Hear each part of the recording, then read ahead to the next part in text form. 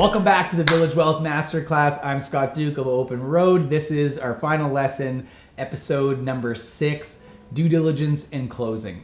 Okay, boom. If you made it here, you've made it further than most, that's for sure. And you're getting into the point where if your work's been done properly ahead of time, and if the seller actually has good company, you will make it through this. If the seller doesn't actually have a good company and they misrepresented what they're listing and their marketing material, and when you dig in there, you will not make the finish line, and so you should, right? It isn't the business that you want to be buying. Be careful that in this stage you've kind of got a bias that's attaching you to this company, because at this point you're probably at least 3 months in and you've been working with this seller on getting information, you've working with them just getting the pre-diligence, you've been negotiating, getting through the LOI, and that's a hard part, by the way. I would say your big peaks are finding an opportunity to acquire, and that's where Village Wealth can really help you out. That's a very challenging part of the transaction. We talk with people that have been searching for years for the right business and invested a lot of their time and resources into it. So that's a major hurdle. The next major hurdle is the LOI, because that's where you're really negotiating and getting to the both parties to the table on price, essentially, how it's structured. But most of the price they're going to sell their company for. That's a major hurdle. Now, the next major hurdle, I would say these are almost equivalent in their difficulty, is getting through diligence. And what you're really going to want at this point is to know what to look for. And this is when your advisory team comes in. If you're doing a bigger deal, you can hire diligence companies. Now, diligence breaks down, and they're expensive, by the way, so it's only worth investing into if you're doing a bigger transaction. If you're doing a smaller transaction, lean on your intermediary big time, lean on your lawyer, lean on your accountant. They're going to be your key parties, your key players at the table at this point, taking you through diligence, because you just really need to know what to look for. And then when you're looking at it, how am I actually interpreting this information? Okay. Now, diligence breaks down into 3 major categories. You have your operational review, you have your legal review, and you have your financial review. So those are the big pieces, okay? Your financial review is probably a little bit simpler.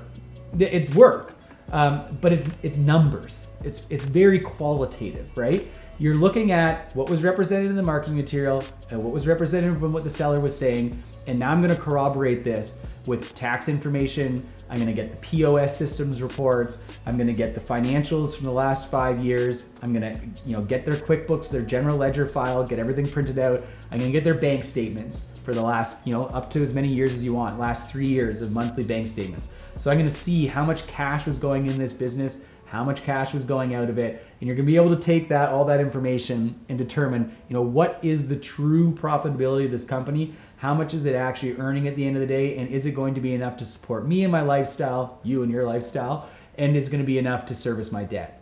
All right, this is what you're finding out from the financial side. And I would say your accountant will help you out a lot with that if you've got a good accountant on your team. But it is work that it's a check mark. It's like, is it doing what it said? Can we predict in the future it's going to continue to do? So, what kind of growth trend is on? Fine. All this stuff's going to come from the financial side. Now, the legal side, it's also work. It's just work, you're looking at all the employee contracts.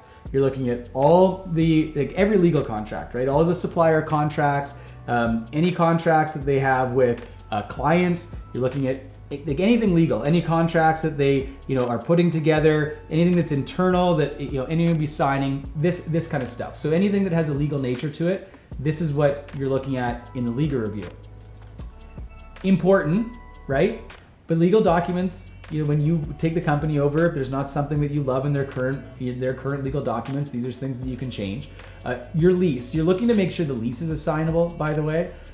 Just on the lease. Another thing is when you're kind of doing your discovery of a business, you want to know how much time's left in the lease, because your financing is going to be tied to that. If there's only 2 months left on a lease, there's only 2 years left on a lease, then the bank's not going to be comfortable giving you a 5-year loan because there's only 2 years in the space that you can operate out of, right? Anyway, that's just an aside. But these are all the legal documents that are going to be looked at, just to make sure there's nothing that is abnormal or can't be assigned. That's more what you're looking for. It's like, can it be assigned to you as a new buyer? The other thing that falls into legal is, is there any like criminal outstanding records with the ownership, or is there any like legal disputes that are going on with employees? Are there any legal cases or claims that are outstanding with a service they provided or a product they provided previously? Like, this is stuff that's going to be dug into on the legal side. And again, your lawyer is going to be doing a lot of the work on the legal side when you're going through diligence. The big piece, in my opinion, and this is one guy's opinion, is the operational review. And this is where you're looking into what's fundamentally running this machine. Like, what is the business model that's underlying the revenues that this company is generating? What is their revenue model that they put together? What's the philosophy of the business? What's the culture in the company? How do the people interact with each other? What does it look like on the outside? What does it look like on the inside? Like, these are the things that, and this is probably just because I have an entrepreneurial background, I can fix the legal documents. I mean, sure, if there's lawsuits outstanding, this is a problem, and we might want to avoid acquiring this company, or we definitely want to purchase it as an asset sale versus a share sale. But these things can be fixed. The financial is obviously important, because if they're misrepresenting numbers, or if there's something that doesn't jive from a tax filing perspective, that could kill your deal. But I'm looking to the future as an entrepreneur, and as a buyer, you're looking to the future as well. And it's the people. It's the people and the processes that are in this company that are driving the future of it. Again, like, legal documents can be changed, and there's a misstep here or there with $5 that doesn't align. Like, sometimes the accountants could get really hung up on that nonsense. But what's important, fundamentally important, is, can I, as a buyer, bring value to this table and lead this team moving forward? And have they built an infrastructure in this business that's scalable for me to move forward? Have they built an operating system that is replicatable, and I can just put the gas pedal down on and bring in and infuse my new energy? That's important. The answer to that also might be no. Like, maybe they haven't built systems and processes into their business, and maybe it's not ready to like rock and roll and scale. But the price should reflect that. That's the thing. Like, if you have the skill set to come in there and systematize that business, which we've seen a lot of people do, especially recently. Like, you can come in and you can buy an older business that's been run, and the entrepreneur that's leading is retiring, and they're in their 60s. Very unlikely that they've built tech into that business, that they've put in CRM systems, they've put in systems that can track KPIs, they've put in new models to drive new business through the front door using Google Analytics. They have inventory tracking systems that are really easy to implement now. Like, we've seen people add $1 million of value in 1 year just by implementing Square or Lightspeed into a retail business. So these things, if they don't exist, it doesn't mean the business isn't sellable, and it doesn't mean that you should back out during diligence. But you should know that you've got work to do ahead of you if it hasn't been built. If they built it and now it's really set up to scale, well, you're probably getting a really good deal in this company depending on what you negotiated on the front end. That's the operational side of the review. And like I said, I think it's almost the most important, because that's how the business functions on a day-to-day. That's like how the team interacts with each other and how the team interacts with customers. We've all dealt with companies that it's just their customer service is atrocious, right? And the number one indicator of growth, by the way, of companies in the future is their Net Promoter Score. And the Net Promoter Score is how customers review the products and services of the business, and if they would recommend them to friends or family. That score is it's the number one indicator, because it shows, hey, this business people want to buy from. You can improve efficiency, but if people don't want to buy from you, all the efficiency improvement at the end of the day isn't really going to do all that much. So that's what diligence is all about. And it's a really big component. And I guess my big asterisk on this one to take home is, do not be afraid at this stage to ask for everything you want to be comfortable to acquire the company. Because this is your moment in time that you get to get everything that you want from these sellers to make sure that you're comfortable in moving forward with this business acquisition. That would be asterisk number 1. Asterisk number 2 is you want to set a timeline for this, because there needs to be a timeline for diligence in when it has to be complete. And this is so that it drives all the parties that are involved. If you have an intermediary, the intermediary's job is a big time on the negotiation side to get you the best possible deal when you're acquiring a business. And the second piece is to make sure the train stays on time and stays on the tracks, right? So if you don't have someone that's doing that work for you, and believe me, your lawyer and your accountant will not do this for you.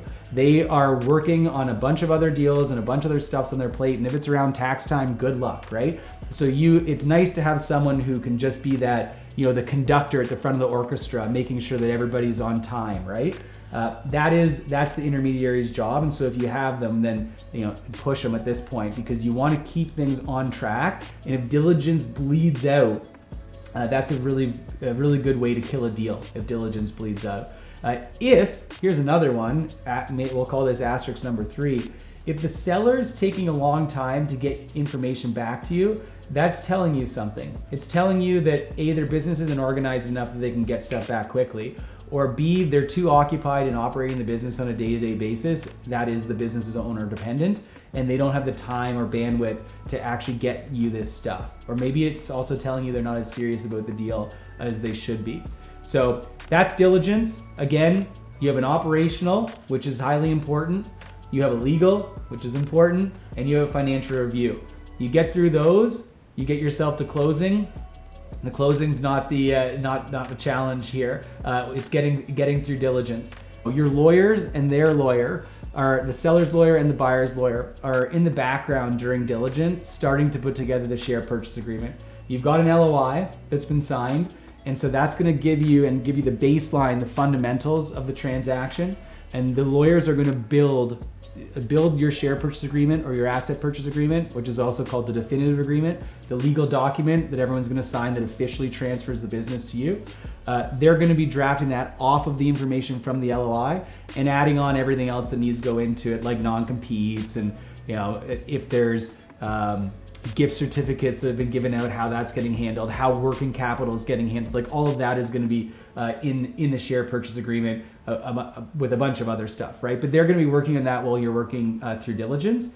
And then that is going to trigger, and be prepared for this, because there is, again, a 100% chance that share purchase agreement or asset purchase agreement is going to trigger another small round or sometimes larger round of negotiations. So whatever you negotiated with the LOI, the share purchase agreement, when the lawyers put it together, because what you have to understand is that lawyers are all about mitigating the risk down to zero for both sides, both of their clients, whether it's the buy side or the sell side. So there's going to be friction there. There's going to be differences of opinions on this agreement, and it will have to be negotiated through a little bit. If you have a smaller deal you're doing, keep the share purchase agreement or asset purchase agreement small in relation to the deal. As your deal gets bigger, the agreement's obviously going to get bigger. There's going to be more stuff to negotiate. But that's going to be happening in concurrence with your diligence. And then you shift over, once everyone's agreed on the share purchase agreement, then you shift over into closing activities. Closing activities are, relatively simple. This is making sure that the bank accounts can transfer. This is making sure that any business licenses are transferring, if there's a liquor license involved or, a city business license, which there will be, making sure that all the accounts, as far as online accounts can transfer, the social media accounts, website accounts, this kind of stuff. It's very much everything that business owner needs to operate the business needs to be transferred to the new owner, and that happens during closing activities and then a little bit after closing activities. Once the closing day has happened, now you get into training and transition. And there's just a lot of stuff that this video, I can't record a 5-minute video that's going to cover everything that happens from diligence all the way to closing, because it can be an absolute monster. So this is why you want a really good team. You I don't know, maybe you're getting to the point where it might make sense to have an intermediary. I highly recommend it. Again, unless you want to go through a couple failed deals. If you have a really good business and you want it to succeed, bring experienced people that have already made the mistakes before you with other clients, and now they can get you to the finish line without making those mistakes again. All right, that is the end of the Village Wealth Masterclass, How to Buy a Business. I'm Scott Duke. Make sure you get involved in the Village Wealth community. It is one of the best communities I joined in the last 2 years for people in our industry, whether we're sellers or buyers. And it will unquestionably accelerate your growth to getting a business or the speed of selling a business that if you want to transition a company. See you guys in the next masterclass.